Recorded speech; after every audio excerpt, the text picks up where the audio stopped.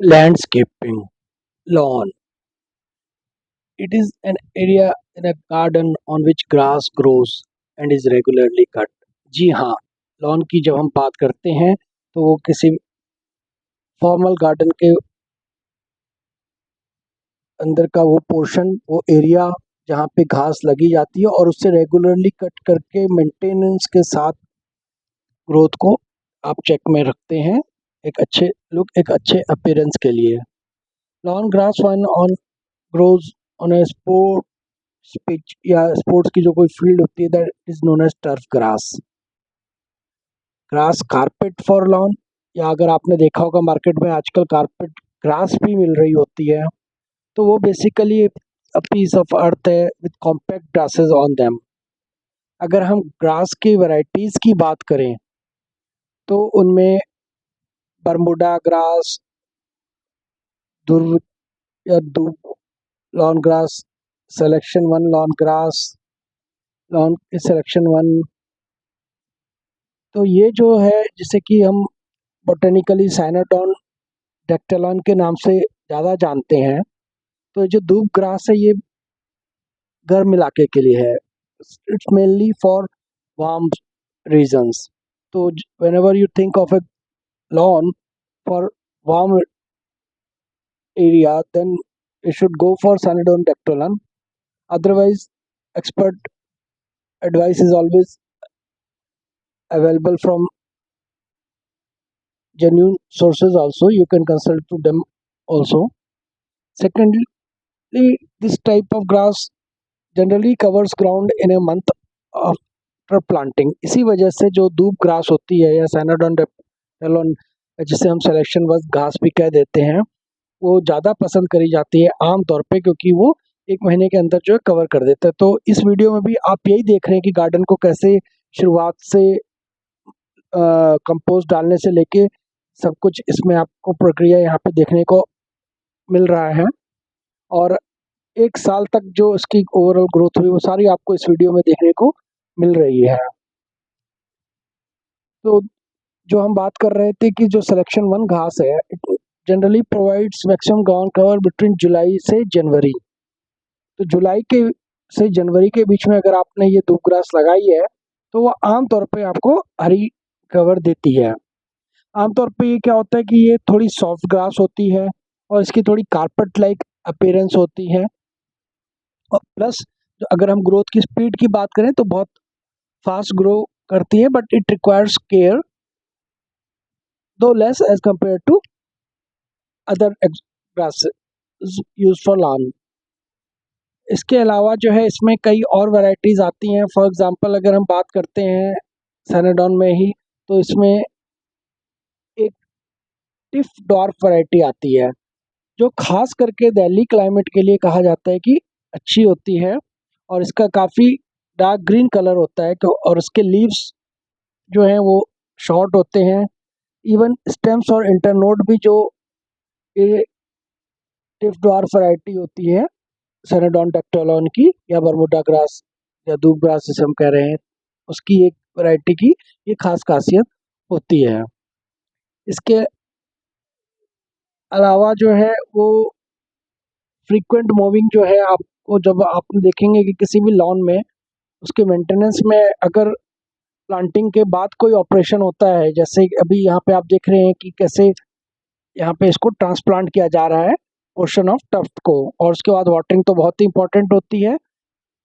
तो हम बात कर रहे थे मूविंग की, तो इन दोनों के अलावा जो होता है मूविंग जो है वो खास तौर पे ज़रूरी होता है समर और रेनी सीजन में, whereas less mowing is required during winters। यानी रेनी और समर में आपको फ्रीक्वेंट मोइंग करना पड़ेगा। जब हम बात करते हैं लॉन में वाटरिंग या इरिगेशन के और मोविंग के अलावा जो तीसरा चीज़ होता है वो होता है न्यूट्रिशन। तो जो आम तौर पे फर्टिलाइज़र जो कि लॉन में अप्लाई किए जाते हैं वो स्प्लिट डोजेज में अगर दिया जाए, यानी छोटे छोटे स्मॉल डोजेज में एज रेकमेंडेड बाय एक्सपर्ट्स, तो वो ज़्यादा बेनिफिशियल रहता है टर्फ ग्रासेस को।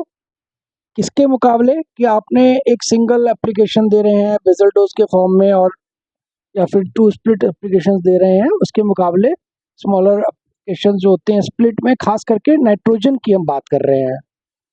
आमतौर पे क्या होता है जब नाइट्रोजन की बात करते हैं तो इन जनरल यूरिया जो है वो चूँकि फास्टेस्ट सोर्स होता है 46% नाइट्रोजन के साथ, उसे ज़्यादा लोग इन जनरल प्रेफर करते हैं लॉन में एज ए नाइट्रोजन सोर्स। लेकिन वहाँ पे और भी अवेलेबल होते हैं। आजकल तो मार्केट में बहुत टाइप्स ऑफ न्यूट्रिएंट्स जो है अलग अलग फॉर्म्स में भी अवेलेबल है।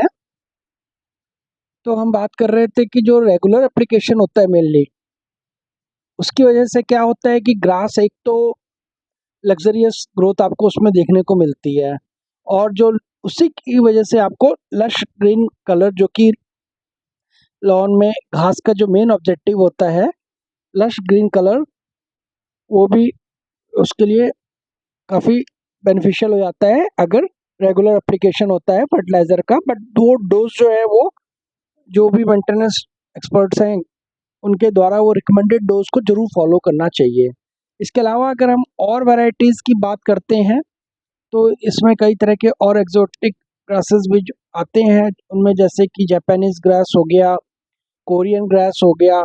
कोरियन ग्रास को आमतौर पे जोइसा जापानिका के नाम से भी जाना जाता है।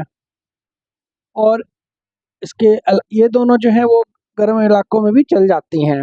बाकी जो दो कॉमन स्पीसीज होते हैं जोइशिया के, उसमें मैट्रेला और टेनुइफोलिया, ये दो होते हैं।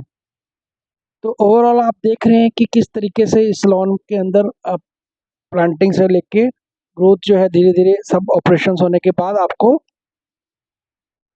इसकी देखने को मिल जाती है अलग अलग स्टेजेस में। तो आपने देखा कि किस तरीके से एक मंथ के बाद लॉन ने ग्रोथ पकड़ा, उससे पहले आपने देखा था कि 10 दिन के बाद उसमें क्या चेंजेस आ रहे हैं। तो ये देखिए ये किस तरीके से जब इसे पूरा साल हो जाता है तो एक साल के बाद वही ग्रास आपको उसी लॉन में ऐसे देखने को मिलती है। तो ये कोई एक्जोटिक ग्रास नहीं थी, ये सिंपल दूब ग्रास, जिसे सेनेडोन डेक्टोलन बोल देते हैं, उसकी जो कॉमन वैरायटी होती है सिलेक्शन 1, ये आप देख रहे हैं। तो इस तरीके से ये एग्जांपल है कि किस तरीके से ग्रास जो है प्लांट होता है और किस तरीके से वो विद इन 1 ईयर पूरे एरिया को, ग्राउंड को कवर कर देता है डेंस फॉलिएज के साथ में। तो इसी तरीके से लॉन को मेंटेन कर सकते हैं। जो इसमें आपको बेसिक बातें ध्यान में रखनी है मेंटेनेंस के टाइम पे, वो आपको यही ध्यान रखना है कि किस तरीके से लॉन को अच्छे से ग्रो कर सकते हैं। और मेंटेनेंस अगर प्रॉपर रहेगी तो उसमें आप देखेंगे कि वो लग्जरियस ग्रोथ जो है वो उसमें बनी रहेगी। तो जस्ट एक रिवीजन के लिए आपको यही बताया जाए कि जो है इसमें मेजर ऑपरेशंस की जब हम बात करते हैं तो उसमें इरिगेशन हुआ, इसके बाद वीडिंग, वीडिंग भी एक इम्पॉर्टेंट ऑपरेशन है। वीडिंग के अलावा जो है टाइम टू टाइम इसमें आपने न्यूट्रिशन को देना है। और जब ये सारी चीज़ें होंगी उसके बाद ही आप एक्सपेक्ट कर सकते हैं कि कोई लॉन से आपको अच्छे से, जैसे कि आप एक्सपेक्टेशन रखते हैं किसी भी लॉन से, वो सारी चीज़ें आपको देखने को मिलती हैं। तो कई बार क्या होता है कि आप देखेंगे कि लॉन में पैचेस बन जाते हैं, जो पाथवेज वगैरह होते हैं वो पैचेस बन जाते हैं।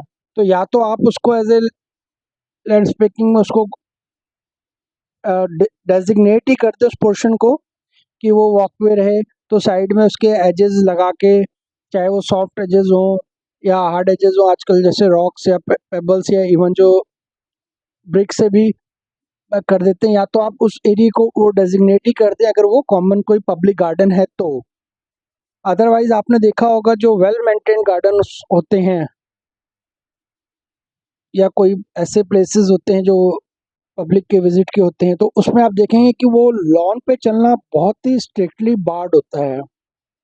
तो अगर आप कोई भी गार्डन में एक्सपेक्ट करें कि लॉन भी रहे प्लस नॉर्मल भी आप वहाँ पे उसको एज ए ग्राउंड भी यूज़ करें या बच्चों का कोई प्ले एरिया भी हो, तो वो बहुत ही डिफ़िकल्ट टास्क हो जाता है उसको इस तरीके से चलना। तो आपको पहले से ही ये सोच के चलना होगा कि या तो आपके पास अगर हम एग्जांपल पब्लिक एरिया की भी बात करें कि अगर वो बना हुआ है, पब्लिक एरिया जो है वो अगर बना हुआ है कि लोगों के लिए, और अदरवाइज जो है उसमें जो है वो सारा एरिया को जो है आप उसको या तो सिर्फ खेलने के पर्पज से रखें, तो allow any ground with lawn can not be a playground use for a purpose. तो या तो आप उसको उसके लिए यूज कर लें या फिर आप उसमें लॉन को मेंटेन कर लें। तो इन सब चीज़ों को अगर ध्यान में रखते हैं और टाइमली ऑपरेशंस होते रहते हैं, तो किसी भी अगर वेस्ट लैंड भी है तो उसमें भी क्लास लेके कम्युनिटी लेवल पे भी उसको मेंटेन किया जा सकता है। तो ये जस्ट फिर से आप देख रहे हैं विजुअल्स में कि जो टफ्ट्स होते हैं, जो लॉन ग्रास जहाँ पे ऑलरेडी लगी हुई है, उनके डेंस टफ्ट्स जो पोर्शंस होते हैं